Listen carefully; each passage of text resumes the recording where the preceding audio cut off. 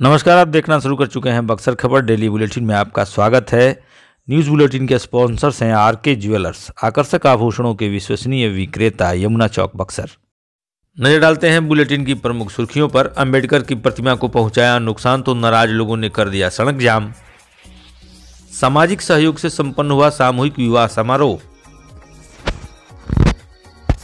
अपहरण मामले के आरोपी को मिली आजीवन कारावास की सजा।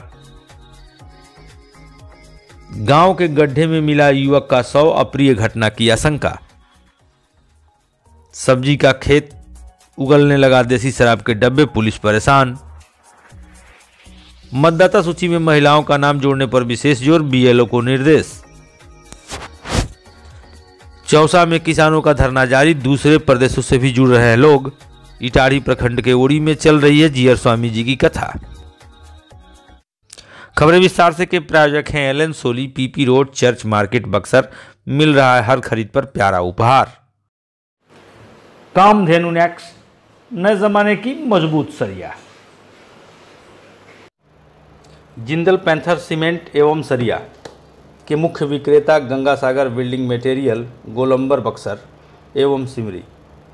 संपर्क करें नीचे दिए गए इन नंबरों पर।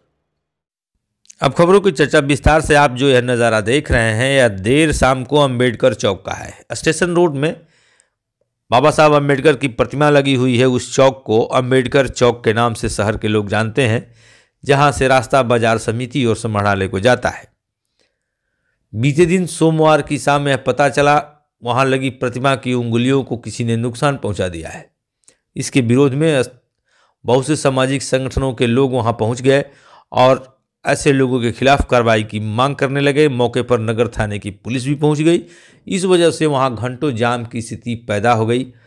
लोगों को खासी परेशानी झेलनी पड़ी। यहां हम भी एक बात जरूर कहेंगे, जिसकी प्रतिमा संसद से लेकर चौक तक और शहर से लेकर गांव तक लगी हो, उसकी एक उंगली को नुकसान पहुंचाकर किसी को कुछ मिलने वाला नहीं है। इससे लोगों को सीख लेनी चाहिए, महापुरुषों की इज्जत की जानी चाहिए। वैसे प्रशासन ने कार्रवाई का आश्वासन दिया है।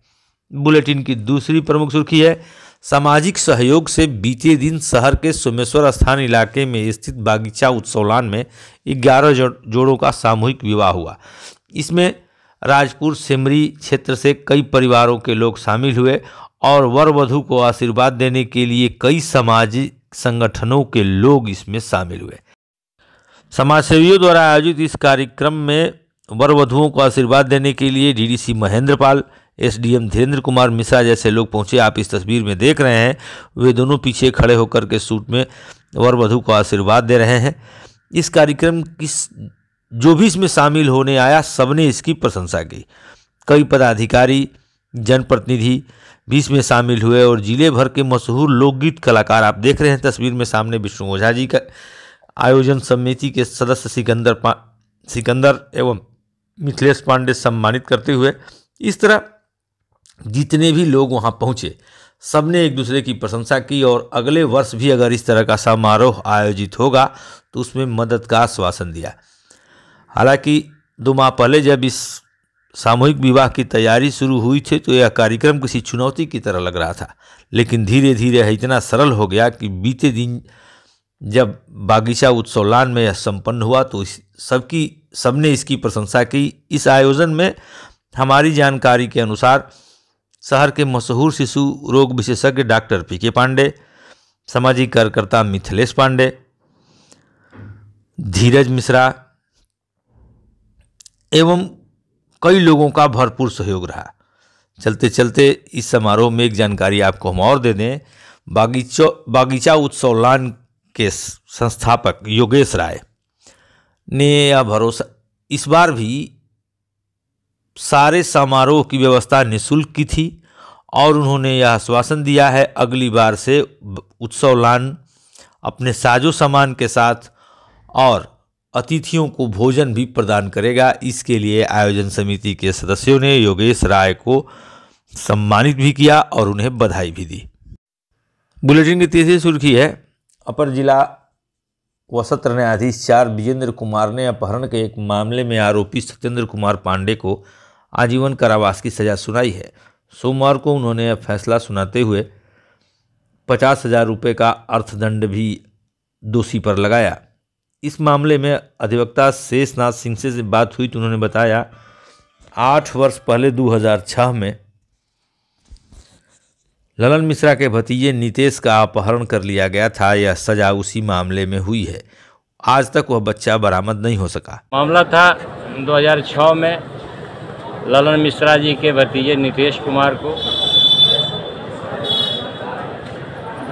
अपहरणकर्ता सत्येंद्र कुमार पांडे द्वारा टॉफी के बहाने घर से बाहर निकालकर उसको अपहरण कर लिया गया था। बाद में फिरौती की मांग की गई थी। 25,000 रुपया एडवांस भी लिया गया था और उसके बाद न तो उन्होंने लड़का को वापस किया ना वह पैसा वापस किया, जिसको लेकर ललन मिश्रा द्वारा बक्सर नगर थाना कांड संख्या 111 दर्ज कराया गया, जिसमें तमाम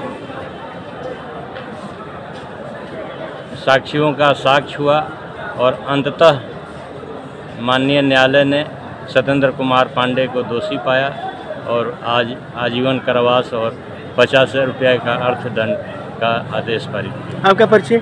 शेषनाथ सिंह, अपर लोक अभियोजक, एडीजे 4 बक्सर।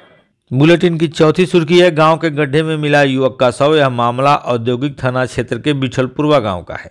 सोमवार की सुबह पता चला गांव के समीप एक गड्ढे में गुड्डू यादव पिता स्वर्गीय राम बहादुर यादव का शव देखा जा रहा है। लोगों की वहां भीड़ जमा हो गई। पुलिस को सूचना दी गई। मौके पर औद्योगिक थाने की पहुंची पुलिस ने शव को गड्ढे से बाहर निकाला तो शरीर पर कई जगह धारदार हथियार के जख्म के निशान भी देखे गए। पुलिस ने शव को पोस्टमार्टम के लिए भेजा है, लेकिन यह संभावना व्यक्त की जा रही है उक्त युवक के साथ कुछ अप्रिय वारदात हुई है। 2 दिन पहले ही वो अपने घर से बलिया जाने के लिए निकला था, ऐसा लोगों ने बताया। हालांकि किसने ऐसा कब किया, इसकी जानकारी अभी तक नहीं मिल पाई है। बुलेटिन की 5वीं सुर्खी है, सब्जी के खेत जब उगलने लगे देसी शराब के डब्बे तो पुलिस हैरान रह गई। हालांकि उसे सूचना मिली थी सिमरी थाने की पुलिस को कि कोयलिया ताल में बड़े पैमाने पर देसी शराब बनाई जा रही है। रविवार की देर शाम जब टीम ने अचानक वहां धावा बोला तो सैकड़ों की तादाद में प्लास्टिक के डब्बे, जिसे आप इस तस्वीर में देख रहे हैं, तसला, ड्रम आदि बरामद हुए। इस इलाके में शराब बनाने का काम चल रहा है। बुलेटिन की 6ठी सुर्खी है, प्रखंड कार्यालयों में बीते दिन बीएलओ के साथ अधिकारियों ने बैठक की। जिलाधिकारी ने सभी बीएलओ को निर्देश दिया है, आप अभियान चलाकर महिला मतदाताओं तथा सभी मतदाताओं के नाम जोड़े। विशेषकर महिलाओं पर ध्यान दिया जाए, क्योंकि जिले में लिंगानुपात 1000 के अनुपात में 897 है, जबकि जनसंख्या गणना के अनुसार 1000 पुरुष पर 922 महिलाएं जिले में मौजूद हैं। बावजूद इसके महिलाओं की संख्या में कमी मतदाता सूची में कैसे देखी जा रही है? इसलिए इस पर ध्यान देते हुए विशेष अभियान चलाकर युवतियों और महिलाओं के नाम जोड़ने के निर्देश दिए गए हैं। बुलेटिन की 7वीं सुर्खी है, चौसा में किसानों का धरना अनवरत जारी है। लगभग 50 दिन हो चुके हैं इस धरने के। किसान अपनी भूमि के उचित मुआवजे की मांग कर रहे हैं, जिसका अधिग्रहण रेल कॉरिडोर एवं पाइपलाइन के लिए किया जाना है।